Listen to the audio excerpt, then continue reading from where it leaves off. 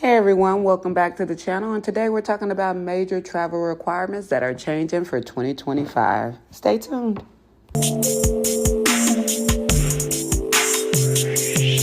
It counts.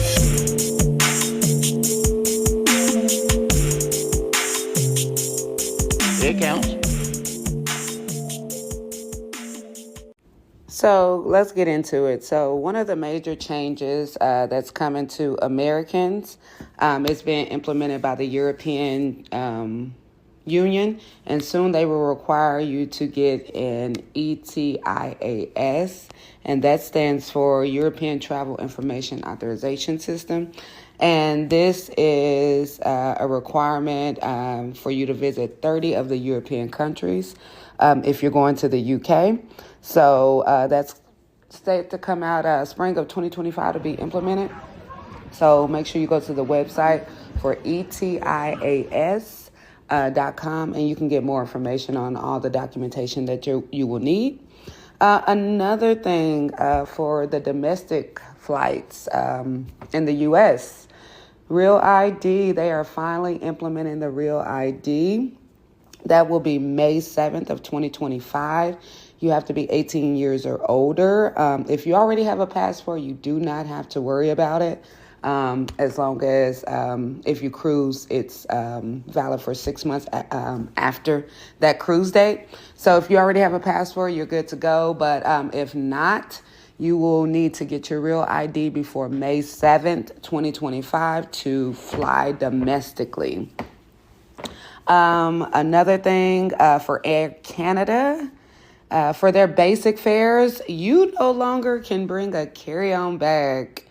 You have to pay a $35 fee. So this is something different that they're doing, probably because most airlines are capitalizing on that carry-on bag fee. So Air Canada is now changing its rule. I believe it's already implemented. So if you're flying Air Canada, you're going to need to pay that $35 fee for a carry-on bag if you're doing the basic fare. If you have the upgraded fare, I'm sure it comes with it. But the basic fare, they are no longer allowing you to carry that on. Also, there's another question that a lot of people ask, and that is, do you need a passport to cruise? Yes or no? Okay, so the answer is yes and no. If you are in a closed loop cruise, you do not need a passport.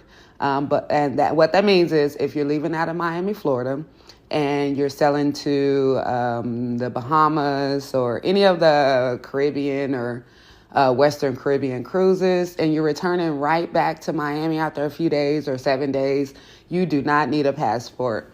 But if you're going out of Miami or out of California and you're going to San Juan and you are not returning, you do need a passport. You have to have a passport if you are not returning to the U.S. So that is called a closed loop cruise. So the answer is yes and no. So just make sure you check with your cruise line laws and contract that they actually send you before you cruise. That way you'll be well aware of what you need. I would advise that you have a passport to travel, only because if anything happens, you can't get back to the United States without any headache or costly fares. But those are some of the major changes that are coming.